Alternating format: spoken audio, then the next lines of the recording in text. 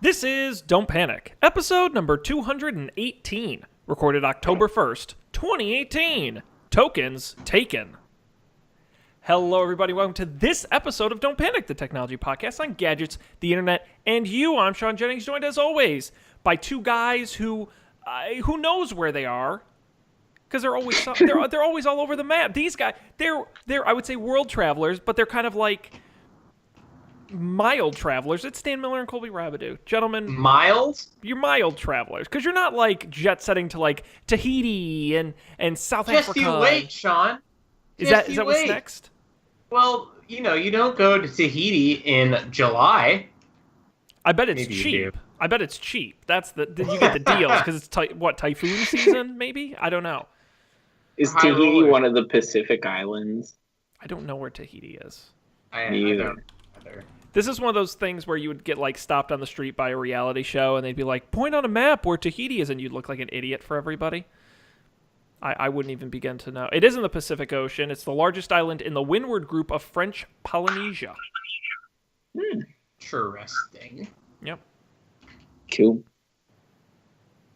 Sounds far away. Oh, it was a colony of France, which would make there are a lot of those. Polynesia. Yeah. Yeah, colonies. What are up with those? We don't really do those anymore. Anyway, that's beside the point. Do it in a much less formal manner. Yeah. Now that Britain's its own country, they're going to get back into the empire game. That's what I'm told. They're restoring their former glory. Hey, we're still hanging on to Guam, so why not? Cool.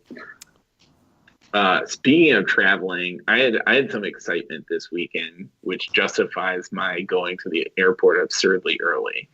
Not this weekend. This was last week, Tuesday. I don't know what time it is anymore. It was Tuesday. Yeah. 1 week ago, I guess, or six days. So I got to the airport last week to go to St. Louis.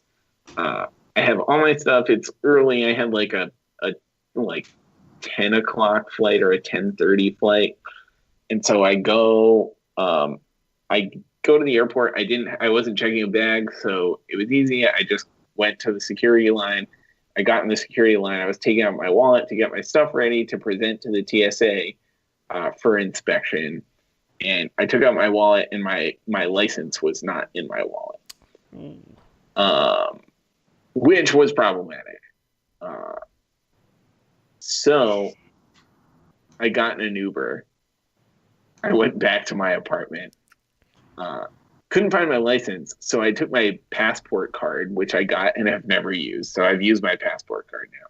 Took an Uber back to the airport, and I got to my plane just as they called my boarding group. So, generally speaking, a success. However, I don't know where my license is because I haven't been home to look for it. But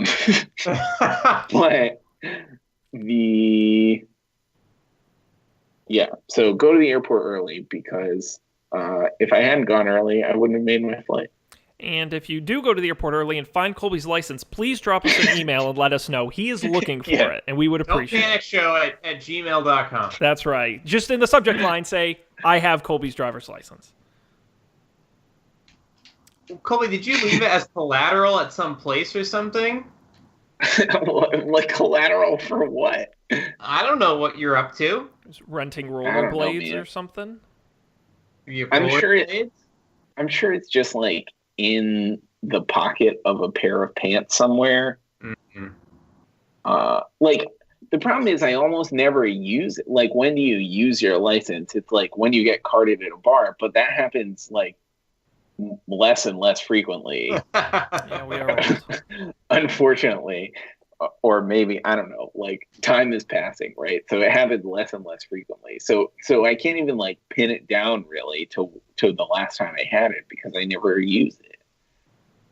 Well, that's unfortunate. Good news for you, and I just learned this because, as you guys I'm sure know, when you move, unless your driver's license is getting renewed soon, it has your old address on it, and that can sometimes be an issue if they compare it with stuff. In the state of Massachusetts, Colby, you pay them $20, and in less than a week, they'll send you a replacement with up-to-date information on it. Sick. Very easy, and so I recommend doing that. Thank you, RMV. Well, that's good. Yeah, you guys were traveling. You were in St. Louis last week. St. Louis. St. Louis, one half of the Twin Cities. Most people don't realize, and it's the good half. And so, wait, what's the other city? Minnesota. What's the other city? Minnesota. Yes. St. Paul. It's the Twin Cities, St. Louis and Minnesota. St. Louis and St. Paul. They're two twins. Yes. Well, the wait. Saints. The double Saints. Yeah, the Saint twins. Oh, I get it. Okay, it's not that they cross the river from each other or anything. No, that's Minneapolis, St. Paul. I know some geography. But you were in St. Louis for a conference, is that correct? That's right. Yeah? Did you have a nice time? We met people. We had barbecue. We saw some blues. Oh, wonderful. We went to a venture capital barbecue. Did you get a lot of funding? I mean, No, I didn't get any funding. Oh. I did get a lot of barbecue though. I had a lot of ribs. to be They fair, were very good. though, Colby, you didn't try to pitch him on anything either. That's true. I do have his email now, so I'm Right. like in the club. It was weird. They after the party, they sent out an email with everyone's email like CC'd to like introduce everyone to each For other. networking purposes. Yeah, it was cool.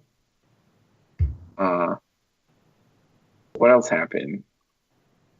We played that crazy arcade game. Oh, Killer Queens. You know about this game, Sean? I have not heard about this. What is this? So this is in arcades, it's 5-on-5 game. You have to play it with 10 people. Okay. And each team has 4 worker bees and 1 queen bee. Okay, this is gonna get a little complicated, but stick with me. Yeah, I'm with you. Queen bee has superpowers and is like really strong and can kind of kill any other bee and can fly in any direction. Okay. The worker bees can't fly; they have to walk and jump. There are 3, and the worker bees can become soldier bees with a process I'll explain in 1 second. There are 3 ways to win the game. Way number 1, you kill the other opponent's queen 3 times. Way number 2, you grab all the orbs and put them in these little slots. Way number 3, you hop on a snail on the bottom of the screen and scoot it over to the other team's side. Okay. So when you're playing, you have to balance all these 3 goals and try to meet one of them to win, but also try to deny the other team from meeting any of them, which it gets really chaotic to keep track of where the snail is and how many orbs the other team has. And worker bees can become soldier bees, which can kill things by donating one of the orbs to this little machine, and then you become a soldier bee. It's a lot of fun. Games last like, I don't know, a minute or 2, it felt like, not very long. Yep. And coming out on Nintendo Switch, a 4-on-4 version, I think, called Killer Queen Black, soon-ish. Yeah, 4-on-4. I'm watching a video on their website, and these people do look like they're having a lot of fun. That's good. Seems like a good kind of bar type game. Yeah, the cabinet that you have to play this thing in is huge. Kind of the 2-sided. Yeah. It's quite large. Coming this winter for Nintendo Switch, it says. Would you like to know how much it costs to buy one of these cabinets? I was asking, and no one knew the Oh, answer. you can. The price is online, so don't look it up. How much do you think How much do you think it is? $5,000. Okay, Colby, you got a guess? $4,000. 13 grand. Oh my god! Wow. But they claim it can make like $1,000 a night or a weekend. It said, which I don't think is right. But if that's true, then seems like a good investment. Well, I mean, depends how much you charge. It was free for us, so. Right. But it could also, like, 10 people are playing at one time. True. But was there I guess there are coin slots for each person. I didn't really look because we didn't have to. Yeah, play. we didn't have to. Presumably, that's how most arcade games work, right?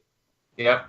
Like for Ninja Turtles, like if you only put coins in one coin slot, only one person. Oh, look, they have a little chart that proves it makes more money than other games.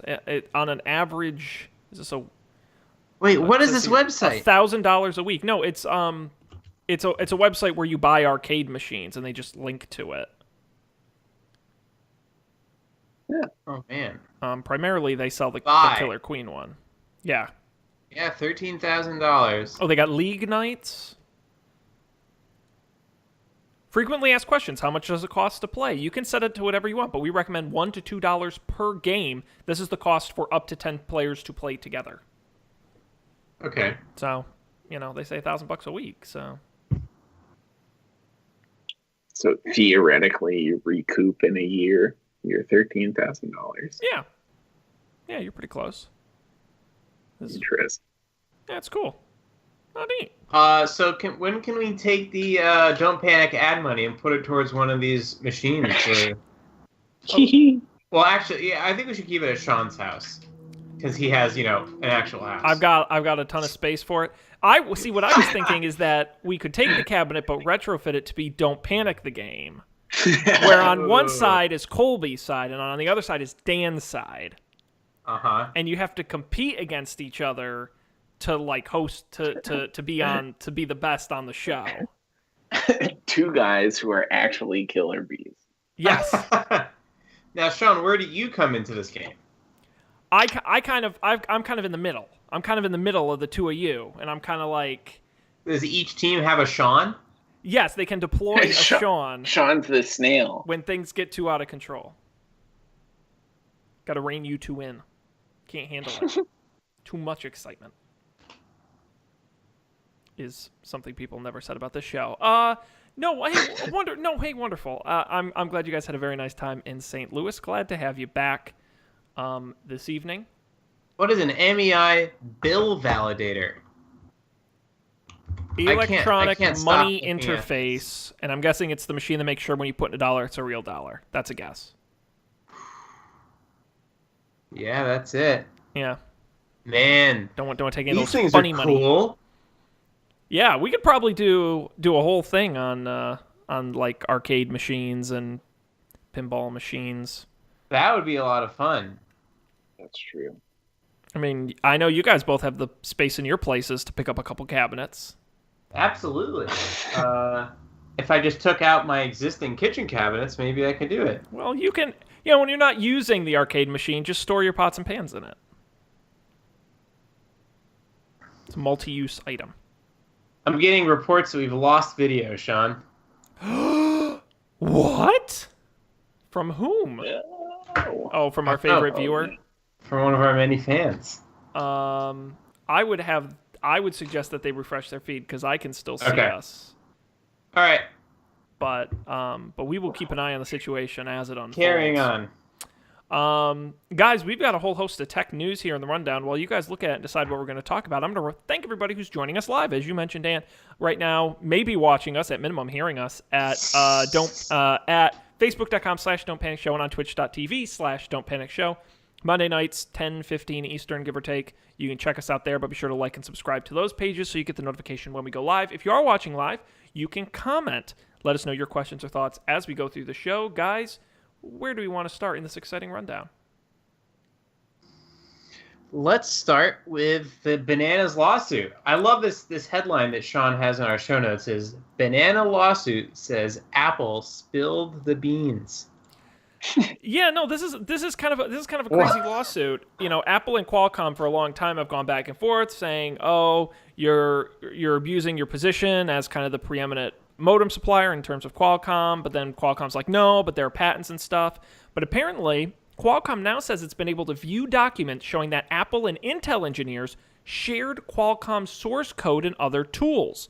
Quote, "On information and belief, Apple developed and carried out an intricate plan beginning at least several years ago and continuing through the present, to steal vast swaths of Qualcomm's confidential information and trade secrets, and to use the information and technology to improve the performance of non-Qualcomm chipset solutions, and in conjunction the performance of iPhones based on these chipsets." That non-Qualcomm company being Intel. At this point, the lawsuit says at one point, Intel's engineers even complained to Apple they were unable to open secret Qualcomm files. Apple's engineers are then said to have created new viewable files using Qualcomm's own tools. They say the practice began at least several years ago and has continued through today. They believe Apple succeeded in stealing its technology and used it to improve speeds in Intel's modems. Yeah. As someone who's an actual software engineer, the easiest part of like any of these things is the software, right? Like the modem hardware. I mean, I'm not a modem engineer. I've never done that, but I can't imagine that what kind of software are they talking about here? I'm guessing it's like device drivers. Because like, why would Qualcomm give Apple the software that runs on their modems itself, right? Like, there's no reason to do that. Well, it says here in the article, Apple wanted access to Qualcomm code so that it could integrate it more deeply into the iPhone. So they struck a deal back in 2009. Qualcomm agreed with some conditions that it only be used in products with Qualcomm chips, couldn't be shared with third parties, and would be robustly protected in the same manner as Apple's own code. Right, but it doesn't say what that code actually is. So what I'm saying is there's software that you write that runs on your computer to interface with these various devices, right? Like, but then there's software that runs on the devices themselves. So you have, people don't anymore, but remember back in the day you would have like a discrete graphics card or like a gigabit Ethernet card that you put into your computer. Those things are all running software too. So there's it's software all the way down. And that's the hard part. The hard part is the hardware and the software for the actual network communication and not the software that communicates with that thing. So what these vendors will typically do, I don't understand why, even for those things, which people typically call drivers, is it's all proprietary binaries and you don't get to see it. So to me, that sounds like what they're talking about is that Apple definitely wants to do this. They want to include the drivers in iOS, right? And having access to the source code probably lets them do that more efficiently and all sorts of things. So I don't think it is the case that Apple wanted the, hardware, software, if you will, that runs on the actual modem. And if they did just want the driver source code, I think this is an example of the law not being caught up with the reality of software, because anyone could write that. It's not hard. It's just tedious. Like, turn this electrical signal on. This series of electrical signals tells this chip to turn the radio on, and this tells it to turn it off. Like, okay, there's no secret there. I don't know what's in this code, so it's hard for me to speculate. You could absolutely be right that it is somewhat standard driver code and that there's not anything particular. I would then argue I don't know why Qualcomm would go through such lengths to keep it secret, especially in an industry. Because I think all of these companies do this, and I think it's because they better safe than sorry, or they feel like it's some competitive advantage. But then why would Intel want it so badly? I don't know. That part's a little weird.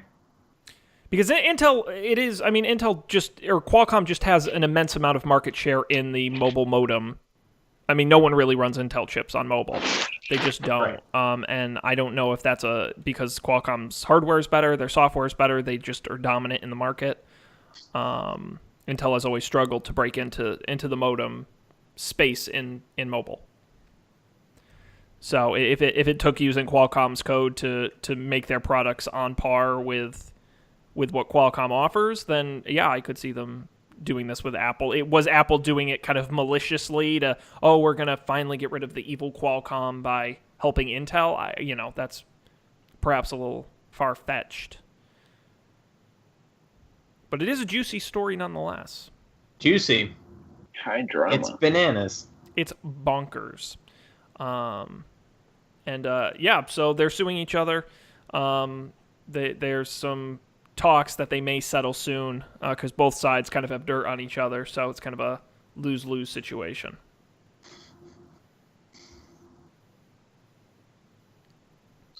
Okay. All right. Moving on. Chugging along. What's next? While you look up your next story, Oh, let's talk about. Oh, sorry. No, go ahead. Let's talk about the Amazon stuff. Let's talk about the Amazon stuff. We didn't do a show last week, so this is a little bit older, but that's okay. It's still interesting. Amazon had a surprise hardware event and announced literally everything. They announced like a zillion products. How about I give you the high level list, and then we can pick a couple out maybe you guys want to talk about. Okay. I'm gonna go very high level here because there's literally. I already know which one I want to talk about. All right. Can you guess? Well, is it the one you posted in Slack about? Oh, maybe. While you're thinking of that, new Echo Dot. Larger 1.6-inch driver, 70% louder, much clearer sounding, $49.99, same as the old one. Pre-orders are already live, ships in October. Echo Auto for your connects Alexa through your phone, plays over your car speakers either through Bluetooth or auxiliary. Features 8 microphones, and you can use it for directions, music, things like that. It will be on an invite basis only for $24.99 before expanding to all customers and going to $49.99. We saw the Echo Input, which is plugged into speakers you already own. There's not one built in. It's got the microphones in it, but you can put it anywhere. That'll be $34.99. We saw the second generation Echo Plus. It's got a new design. It can act as a hub for your smart home gadgets like the old one. It's also got an integrated temperature sensor that can trigger Alexa routines based on the room's temperature. It's priced at the same $149.99. It's available for pre-order now. It's also got local voice controls. If your internet goes out, you'll still be able to control smart home devices with the speaker. We had the Echo Sub, which is a subwoofer, $129.99. When paired with an Echo or Echo Plus, it will fill out the low end, making your music sound fuller. We had the second generation Echo Show, now 10 inches with better sound. It doesn't have that big chunky speaker beneath it. It's now just more the screen. 8 microphone array, best mic system they've ever shipped, they claim. It also has a web browser on it, including their own Silk browser or Firefox, and a Skype app. That'll be $229.99. Pre-orders are now. Alexa Guard, which integrates Echo devices, smart lights, and security services. When it's on, Alexa can send you smart alerts when specific sounds are detected, including breaking glass or smoke. You can also set it to away mode, and it'll know to detect that. It also uses machine learning to turn your lights on and off in patterns that seem natural to deter break-ins. There was also the Amazon's Basics microwave, which includes the Alexa Connects kit, which will include Wi-Fi and Bluetooth connectivity, so you'll be able to use it. There's no actual microphone in there. Which is interesting. It connects to your Echo devices over Bluetooth. It includes dozens of quick cook voice presets, so you can cook just by accessing your Echo, and a built-in Ask button that you can press and say simple commands like 2 minutes and 30 seconds on medium. It'll be $59.99 when it ships later this year. There was the Echo Wall Clock, which is similar to the microwave. It connects to your speakers over Bluetooth, but you can set timers, alarms, and change the time using your voice, and it'll show your timers on the face of this actual analog clock. There was also the Link and the Link Amp. These are like the Sonos One and, the Echo Link is designed to connect to a receiver or amplifier if you already have one. There are no mics built in, but it uses Echo Link services to let you control stuff using your existing Echo through your receiver. Lastly, Fire TV Recast, over-the-air channels to Fire TV. It will have a built-in DVR, so it can record over-the-air channels using an antenna, and then it will stream those to a Fire TV. The 2-tuner model with 500 gigabytes of DVR storage will be $229.99, and a 4-tuner version with 1 terabyte will come later. And I'm sorry, I also forgot the Amazon Smart Plug, $24.99. It's a smart plug, and the Ring Stick-Up Cam is the last one. I'm not even going to say anything about that because I'm out of things to say. That's all the things they announced. Okay. All right. Wowie. The microwave. That's the one you're going with. Why would you ever want this? It's just like the washer and the dryer. There's nothing that your microwave could do without you needing to be there. It's true. Or like, okay, if you were 5 minutes from home and you left something in your microwave, which seems like a bad idea, I guess you could turn it on and have it start cooking. You're saving yourself 5 minutes. I think I agree with you, Dan, and I think the only reason I think you would buy this is because it's the same price as a microwave that doesn't have it, and then you never use it. Because it's literally just a gimmick to get you to buy their microwave over someone else's because they're all the same. Right, it takes longer to say, hey, A-Name, please start the microwave for 2 minutes and 30 seconds on medium, I can type 230 in on the display faster than that. Yeah. And does it have like, it'll detect what you put in it, or what was that? You say like, hey, reheat a steak in my microwave, and then it does it? Is that the idea? Yes. So it will have preset, kind of like, a microwave has like a baked potato button or a popcorn button. Yeah. It'll have those that no one ever presets. uses. So you can say, hey, defrost. You can say reheat coffee, and it will know how to do that. You can say frozen vegetables. Do you ever use the presets on your microwave? No, never. I've had pretty good luck with the popcorn preset before on microwave. That is the only one that I use. Yeah.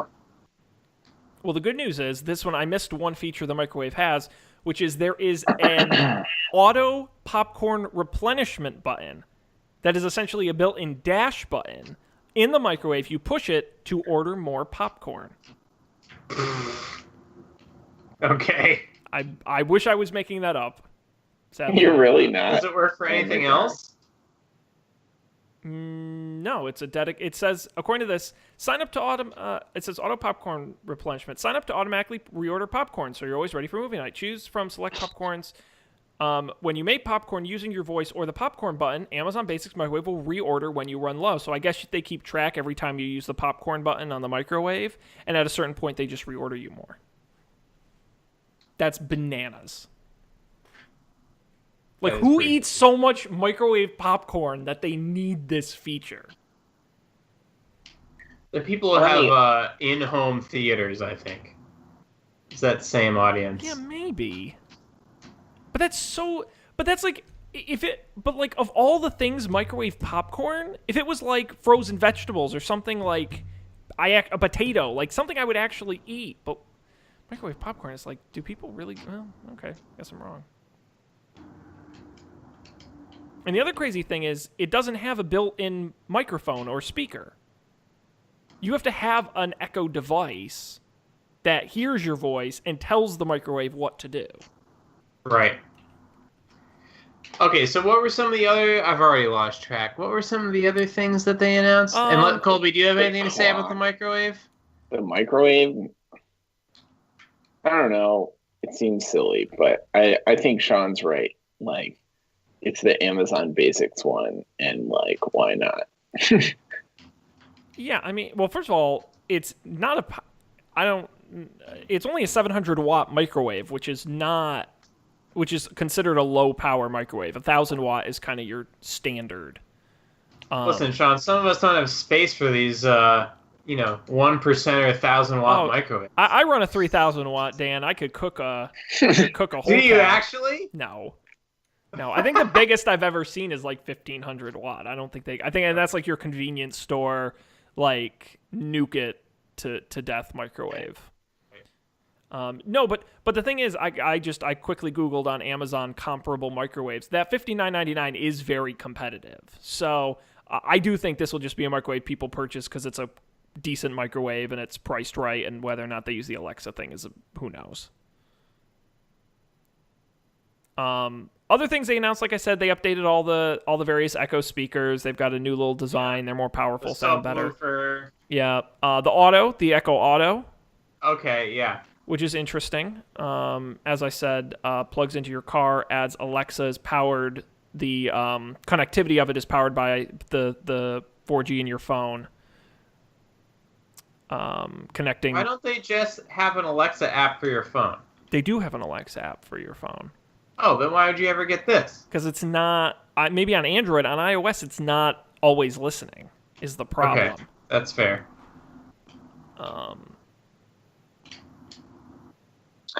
The clock. Oh, the clock. Yeah, the clock is neat. Right, a big-ass analog clock, right? Of all the stuff, the Echo wall clock. Is it actually neat? I This is another one I'm super skeptical. Like, would I buy it? Oh. I don't know. I do think it's a cool idea. It uses a ring of LEDs around the clock face to show your active timers. Start a timer and an LED will show how long that timer is set. At a second, it'll light up a second LED for that. It can also change automatically for daylight savings time. It's got no extra microphones on it. It will connect with existing Alexa devices over Bluetooth and will cost $30. So everything is kind of neat. Yeah. I mean, but again, this is like if you need a wall clock, it's a good-looking wall clock that happens and is reasonably priced and happens to have Alexa in it. And I think that's what they're going for. How much does it cost? $30. Oh, pretty reasonable. Which isn't crazy. I mean, it's not a huge clock, but I would say that's not out of the realm of... Right. Does it just have batteries? I would assume... They don't have a fully built out product page for it yet, so it doesn't really say. And there's no launch date on it. It will launch later this year. So what's another ridiculous thing that they could make? That they can put Alexa into? That's a good question. I mean, I think appliances are a good way to go. Coffee makers. Yeah. Microwave, toaster ovens, crock pots. Now, see, a coffee maker... no, never mind. It's still not valuable because you have to put the coffee in it. What could you put... What in my house would I like to talk to? I think TVs are good, and they're already doing that, but I think TVs are a good opportunity. I have that fancy Xfinity talking remote, and I use it all the time. It's great. Because I just hit the button, and I go ESPN, and it just goes to ESPN. It's very convenient. Mm-hmm. So I would use that. What about fans? Oh, fans? I would talk to a fan. Blinds? Or like an air conditioner, space heater. Any kind of appliance. Don't they have an Alexa air conditioner? They do. I guess. I don't think they make it, but it is integrated into some of them.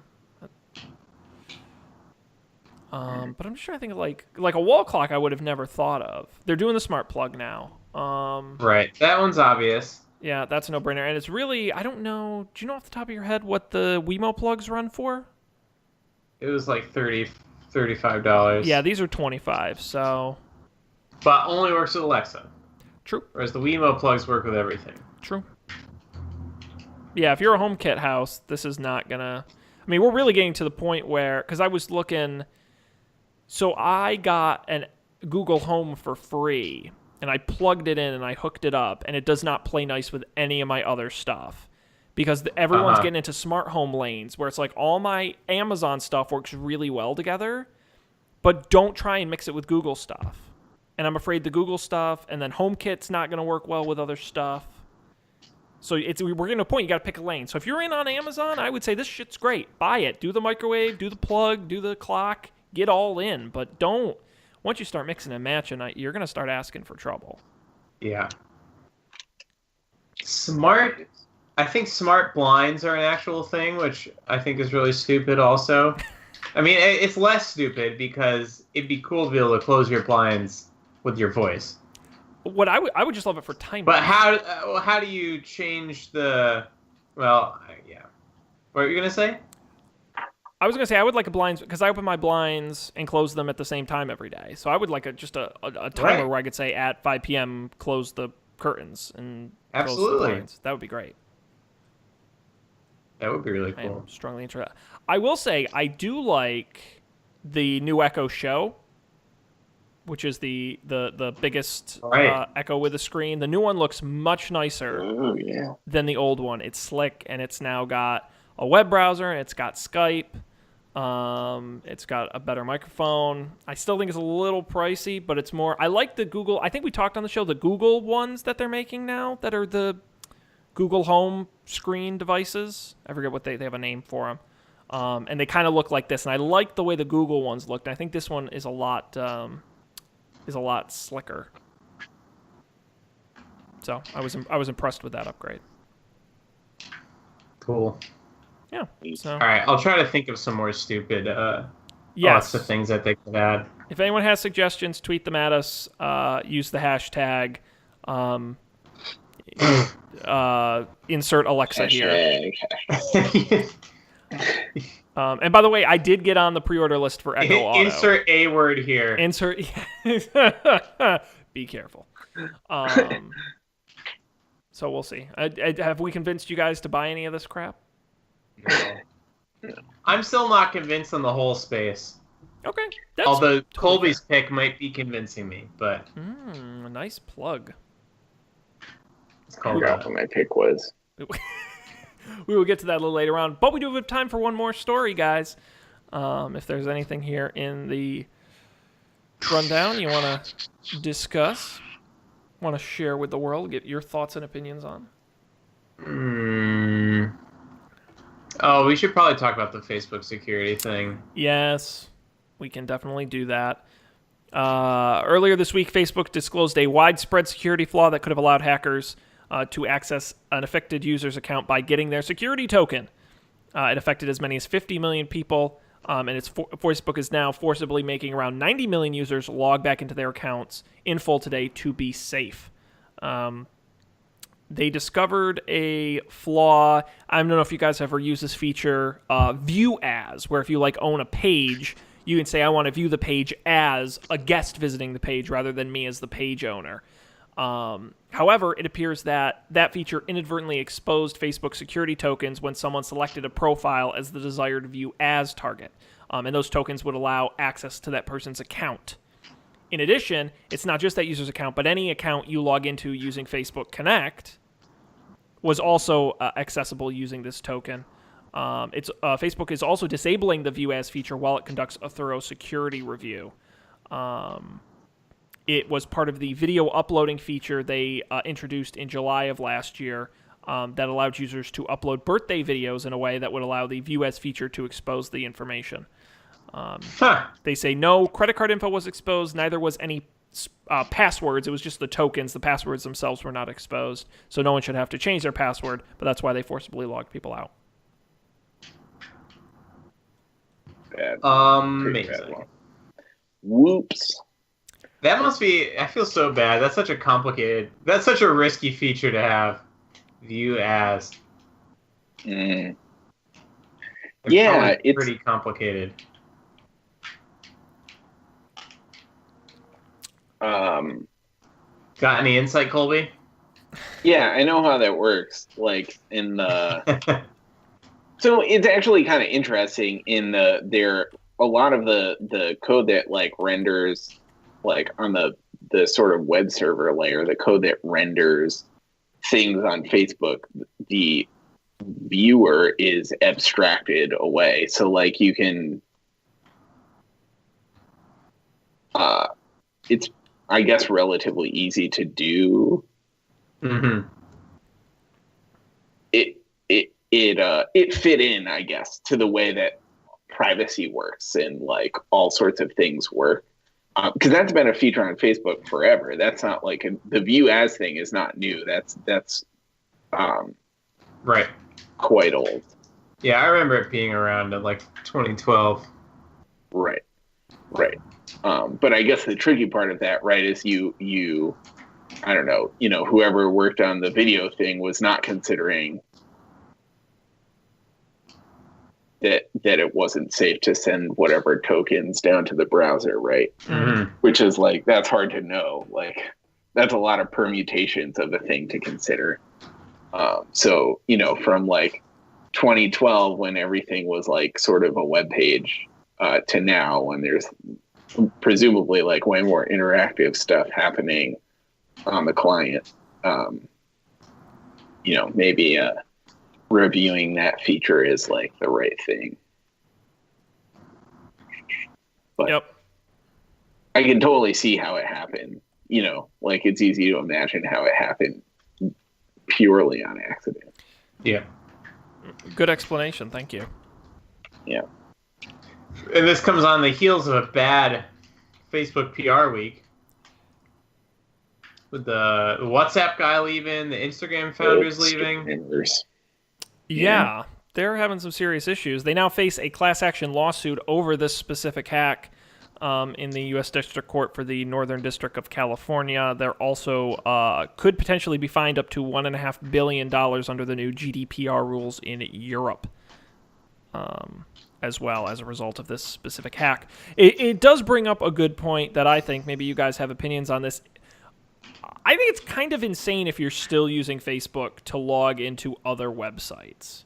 Oh, I'm so guilty of this. I know. It's so easy. But It's so easy. And, you know, this is what scares me about LastPass and 1Password, too, because I'm like, this is too easy. Like, I'm uncomfortable at how easy it is. Yeah.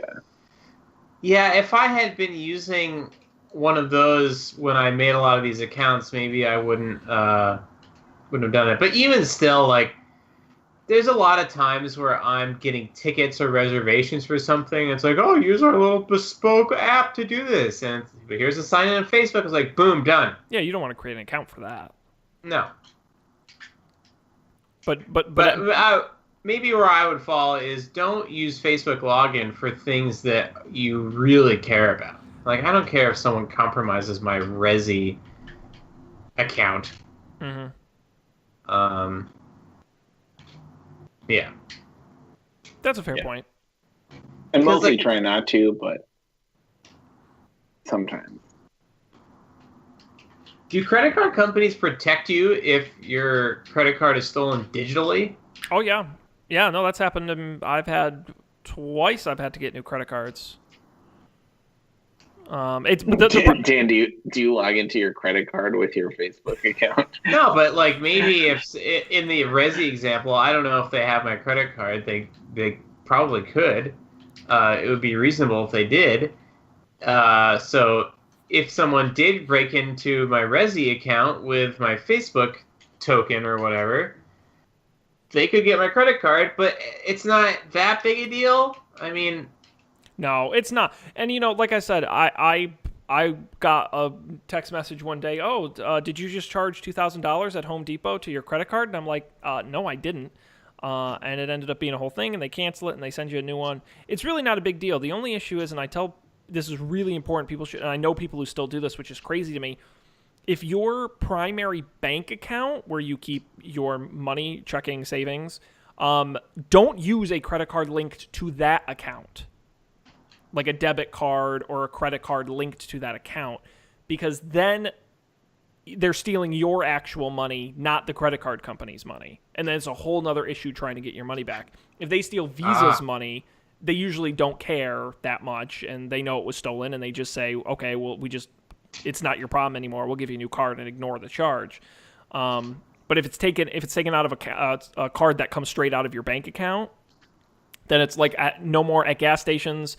I use all credit cards now and then just pay them off, because it's not good to use a card linked to an account with money in it. Mm-hmm. Assuming you have money in your checking account, which, you know, may be a big assumption. We're millennials after all. Step one. Yeah, it depends on the day. Yeah. So that's just a little tip. But no, honestly, stuff gets stolen all the time. That's why I tell people that. They're like, my mother always tells me, I'm so worried about my credit card getting stolen. I'm like, who gives a shit? Your credit card will absolutely, you can do everything perfectly. Your credit cards, look, everyone's credit card's getting stolen. It's not a big deal. Right. As long as the credit card companies are cool about it, no one cares. Yeah, I've left my credit card at restaurants and it's been stolen twice. That's been my my vector. Mm-hmm.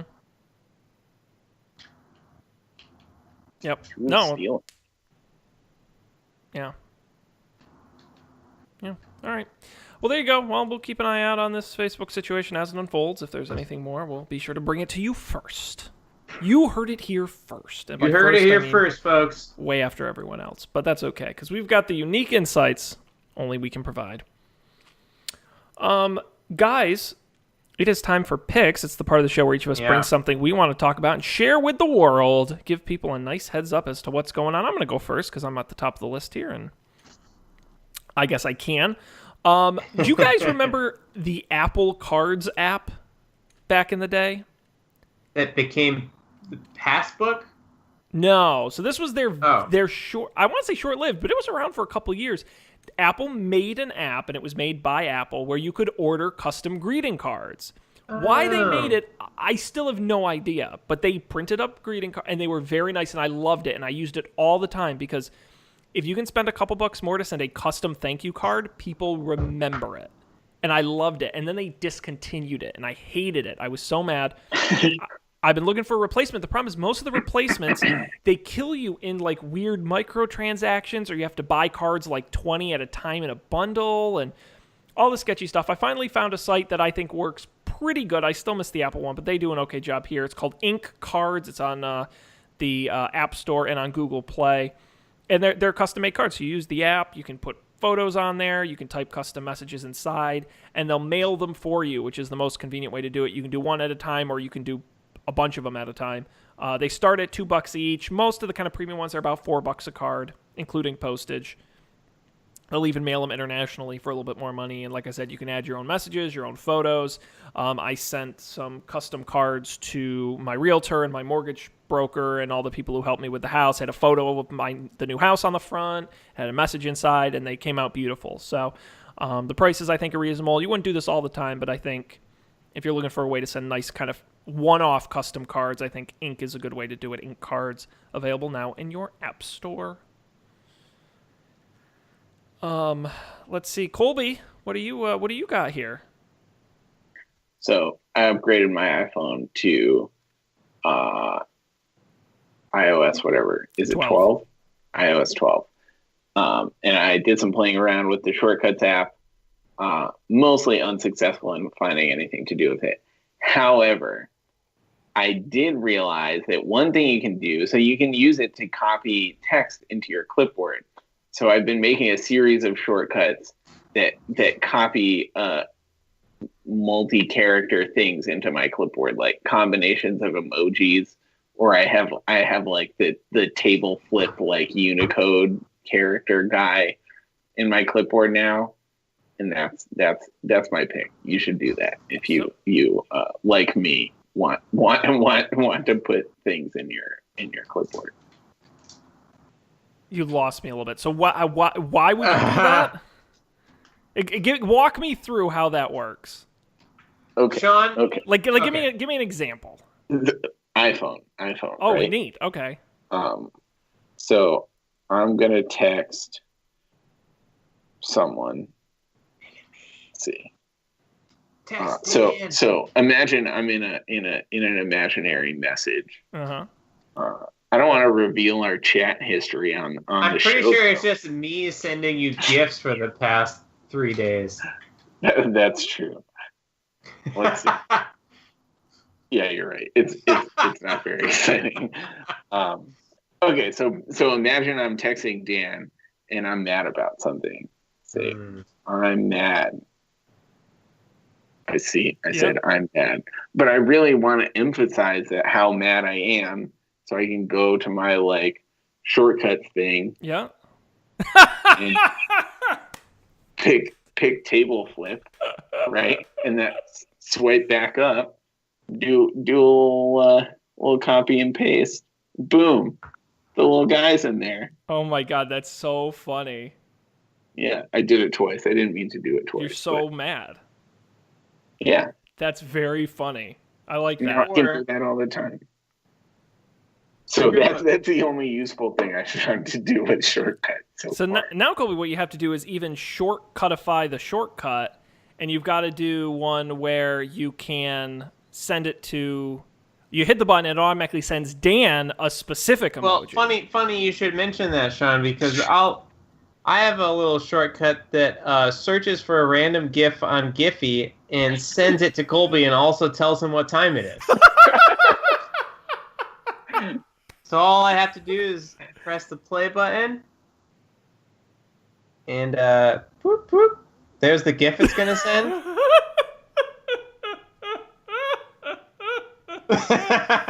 Oh, that's so great. Done. I always have to tap to load the preview, though. I don't know why. I think that's a setting. I couldn't figure out how to get it to attach the image itself. Hey, Colby, it's... And I had to give it the date to him in programmer format because... Now all you have to do is schedule it to run every hour, and you're good to go. Can you schedule things to run on a timer? I don't think you can, right? I don't think so. No, but you can do some cool stuff. Neat. Well, finally, hey, that's the first good use for shortcuts I've seen, so thank you, Colby, for sharing that. You're welcome. I'm always looking for new suggestions. Can I make that my pick too? Because I really don't have a pick. That's okay. You don't need a pick. Okay, my pick is also playing around with shortcuts. So it was a lot of fun. Also, yeah, get pre-check. Just get pre-check. It's great. It's not that much work. At least in New York, it was so easy to go to the not the airport, but the pop-up booth in Penn Station and just do it. Yep. And if you travel internationally, pay the little bit extra. Get global entry. Well, that's where I messed up. I didn't realize that was an option. Yeah, it's only I think like $15 or $20 more for over 5 years. Yeah, but now I'd have to do it again. Oh, yeah, Maybe I will do it. Maybe I'll do it. Well, but how long have you been pre-check? Since September, August. Oh, August okay. I 3rd. thought you were longer. No. This is new. Oh, welcome to the club. Thank you. It is great. The problem is I'm finding is that at least the last couple times I've flown, the pre-check lines are getting long. And now they do move faster, but they are getting long. And I have been Right. to airports where the regular line is shorter than the pre-check line. Now, I also Okay. fly out of mostly smaller airports when I do fly, so that's part of it. interesting. I would have thought that bigger airports would have that problem more. I think they can. The problem is, I think, at least from my experience at smaller airports, the pre-check line does not move as fast as it does at larger airports. Because I think at larger airports, they're used to the volume and they can get people through. And I just think at smaller airports, everyone just goes slow. And so pre-check ends up being maybe slightly faster, but they don't really zip you through like they do at the big boy airports. Yeah. Oh man. I don't know. I flew Southwest to St. Louis for the first time in a while. It was like a zoo. I don't know if it was St. Louis or if I just didn't remember what it was like, but it was like everyone on the flight was over 65 or traveling with like 3 children under the age of 10. And it was just like no one could do anything. Like boarding the flight took forever. We were like 10 minutes late pushing back from the gate for no reason. It just took forever. It was really crazy. Like the flight crew was like, come on, everyone. Like, we want to leave on time. We just need to board the flight. Please sit down. Please sit down. Please sit down. Like, I haven't been on a flight where that happened in so long. Ugh. Maybe Southwest is the problem. I don't know. I think Southwest is the problem. Yeah. And this has been Travel Hour at Dilton. Top tips for your travel woes. Very nice. Well, guys, we are going to begin wrapping up the show here. Before we do, I do want to tease a couple things. First off, very exciting. Game Nights just published a new episode last week. The adventure continues. This time around, what did we do? I'm so confused because we've taped and I've edited a bunch of stuff, but it's not all published. In this last episode, we have to figure out, A, how to get a 5th crew member, and B, how to steal a boat from a bunch of guards. They go hilariously. So stay for fire breathing and 30 Rock references and just Matt being Matt. It's a fun episode. It's live now at GameNights.tv. Make sure you subscribe. New episodes come out sporadically, so subscribing is the best way to get it. We're going to try to keep getting more out. That's more on me, but we're going to try and keep getting more out. Don't you worry about that. There'll plenty more game nights ahead. I also do want to tease, and I know you guys are as excited about this as I am. It's that time of year again, the Up for Debate Movie League. Now, Dan's so excited, he just knocked everything over. Sorry. No, he's enthusiastic. He's ready to go. Was that your microphone? I'm ready to be on a team with Sarah again. Yeah, so we won't reveal the summer results yet. We'll officially do that at the draft. But for the Winter League, teams But spoiler are alert, back. I did not come in first. That is true, Dan. That Balance has been restored. well to the- known. Dan, sorry, did not come in Question, first. did I come in last? That is honestly, that's been the tighter race this whole time. It's been a real tight race for last. You'll have to wait to find out. But as you mentioned, Dan, teams are back. Yeah. Teams are back. Colby, you were on the team this last time around, so it won't be a big change for you. But Dan, you will be reunited with your partner. I think the only team that's ever won the league, because that was the only time we've ever done teams. So Dan and Sarah back together again. Colby and Emily will be there. We'll have Kaylee and Brian will be back.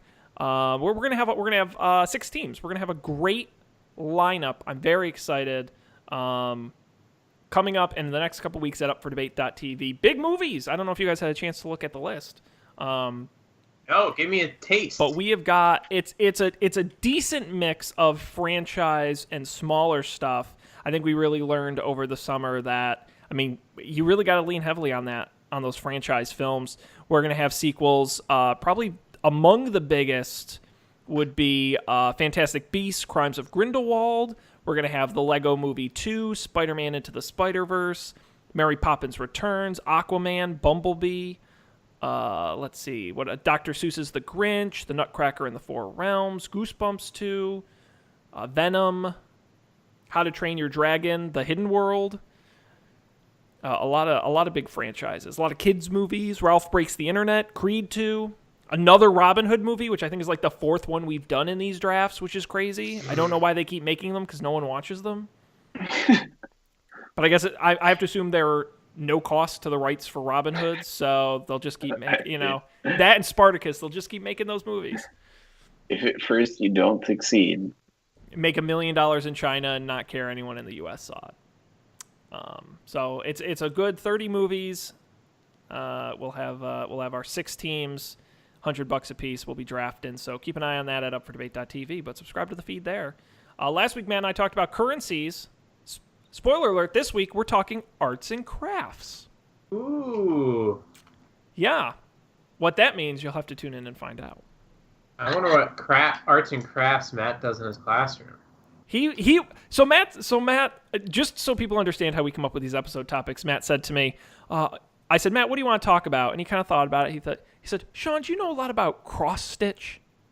And I said, no, Matt, I don't. I said, I don't know anything about cross stitch. Do you know a lot about cross stitch? He goes, no, I just thought it might be interesting to talk about. And I'm like, well, we can't do a whole hour on cross stitch. I said, what about arts and crafts? He goes, okay, that's good. So that's how we got to arts and crafts. He pitched me the other day on fences. He wanted to do a whole episode on fences. Was that be a political podcast, or what are we talking about here? No, literal, like a barbed wire fence or a picket fence or a chain link fence, like fences. You pretty much ran through them all right then. Yeah, that was the problem. I said, Matt, we cannot. We barely did currencies for an hour. We spent a chunk of that time reading off facts about U.S. presidents and trying to figure out what a Pokemon was. So it's a good episode. People should check it out. Are they aliens? Are they mutants? What are they? They're animals, Sean. They're terrifying is what they are. It's a squirrel that can electrocute you. Mom. It's very bad. All right, we are going to wrap it up. Thanks, everybody, for joining us. Don'tPanic.io is our website. You should go there, get all the past episodes, the audio, the video, and the pics are there every week. Check it out. You can subscribe to the show anywhere you get podcasts, the audio, Apple Podcasts, Stitcher, Google Podcasts, anywhere you get them. Check it out. We're there, and the video version on YouTube as well. And, of course, follow us at Don't Panic Show on Twitter. Don'tPanicShow@gmail.com is the email address. And I mentioned earlier about watching us live. We appreciate when you do that Monday nights.